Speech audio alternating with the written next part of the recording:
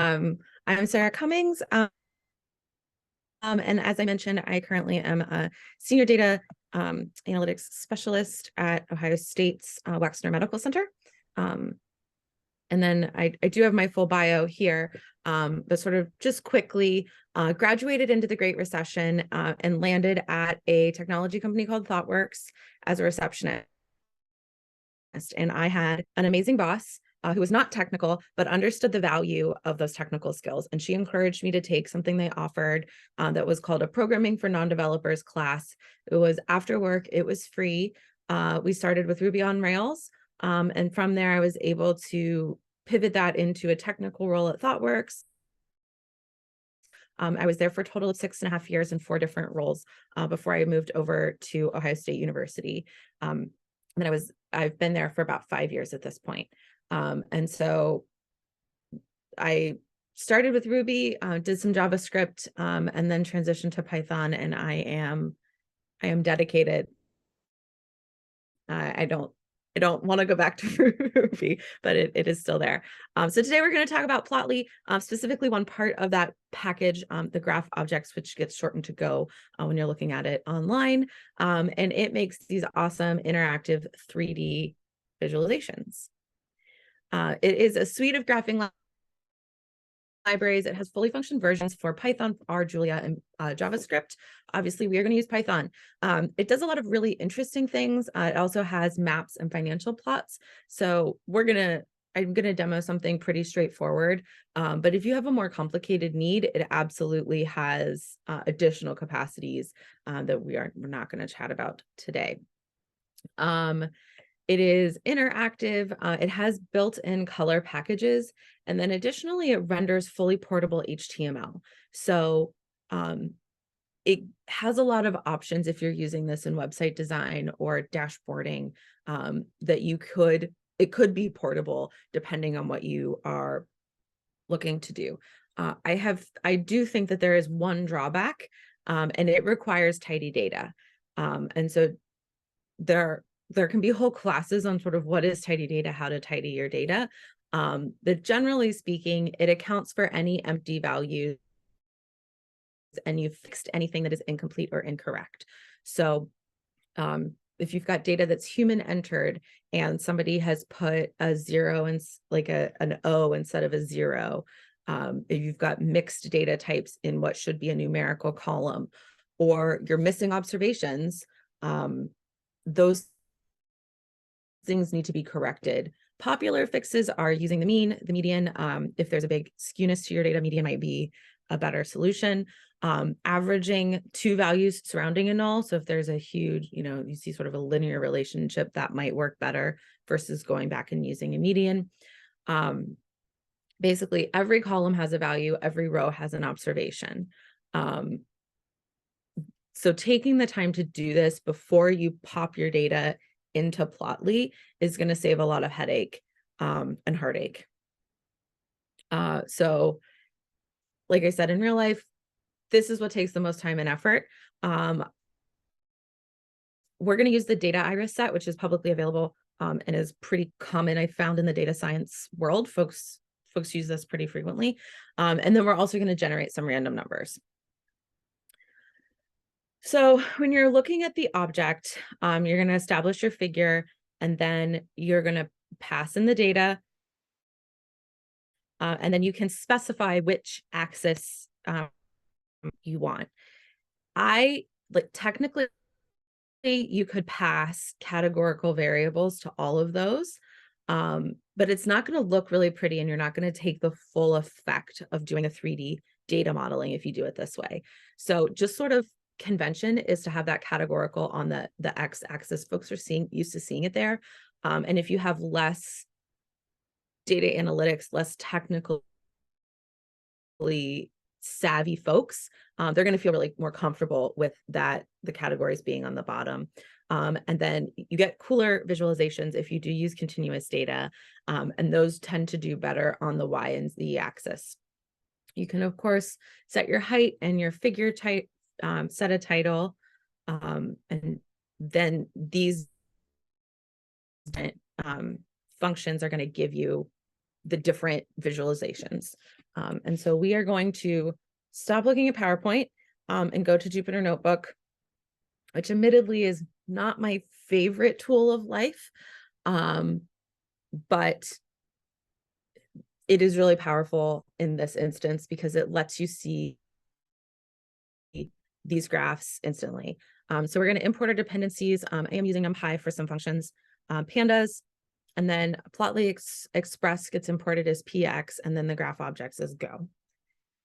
So we're going to use this Iris data set. If you want to check out the source, it's from the University of California.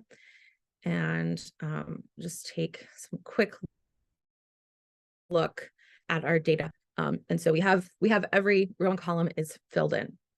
So then going here to an example, so we're going to do a scatter 3D plot.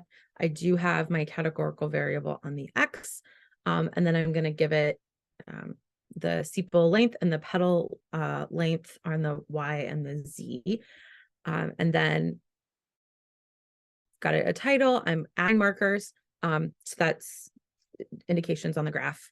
And then also additionally using, just for clarity, I am giving size and color to these two same variables. So you could have each of those 5 axes be a different variable that has a different numerical value associated with it. It can get a little hard to interpret. And that's some feedback I've gotten from folks, is that when you're trying to compare sort of 5 things, it might not be clear when you're actually looking at the data, what are the trends, what's going on across this whole data set, and you're more trying to compare one data set within each other. So we will go ahead and run that. And then, so this is one of those scatter plots. And so as you can see, right, we can look at it in all sorts of different ways. And then it does have this hover text. So it gives you, it defaults to just the X, Y, and Z with those values. You can split that if you wanted, right, to say this is the sepal length, this is the petal length. You absolutely could do that. I went down too far. There we go. There we go. Okay.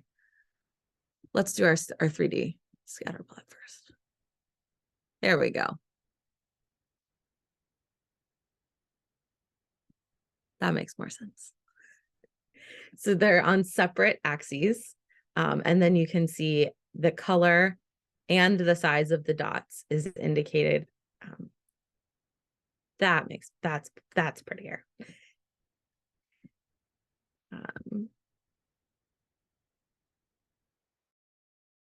So then this is a mesh plot.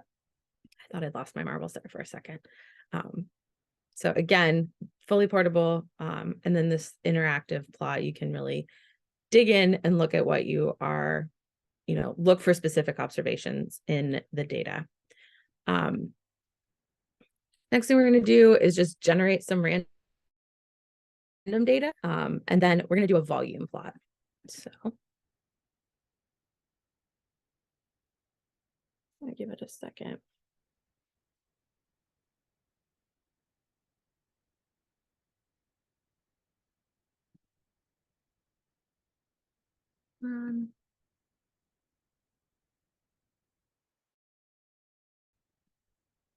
This is what I get for doing a live demo.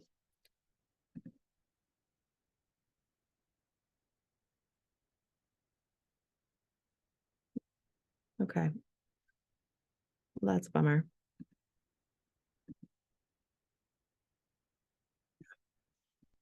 I will fix that, and I can send out the file so we can look at it later. It worked last night. Sorry about that.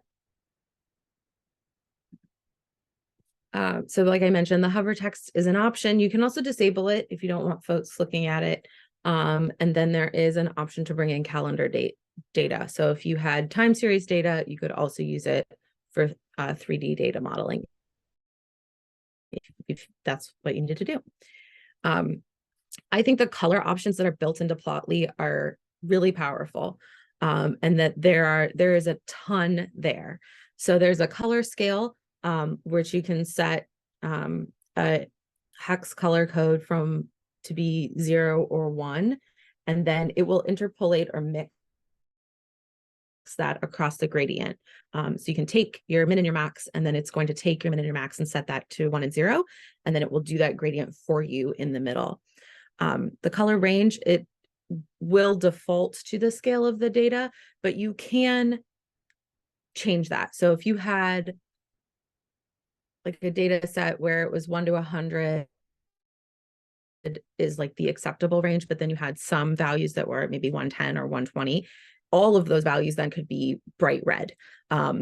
You can sort of shrink the data to say this is the range, and it will interpolate in the middle, and then the extremes will be those solid colors. There is a legend, and then you can also connect colors to the trace data as it goes across it. Additionally, they have some really great pre-built packages. So if you, like me, are not design does not come instinctively to you, right? You can use these pre-built packages that are going to have colors that match, that go together. So like the sunset is oranges, reds, and yellows. The sunset dark is oranges, blues, and purples. And so the balance one I think is really nice. It's not exactly colorblind friendly, but it's a little bit more colorblind friendly than some of the other packages. And so then you can just sort of pick that for everything, and it's going to, all the graphs on the same page are going to go together. So that is everything I had prepared.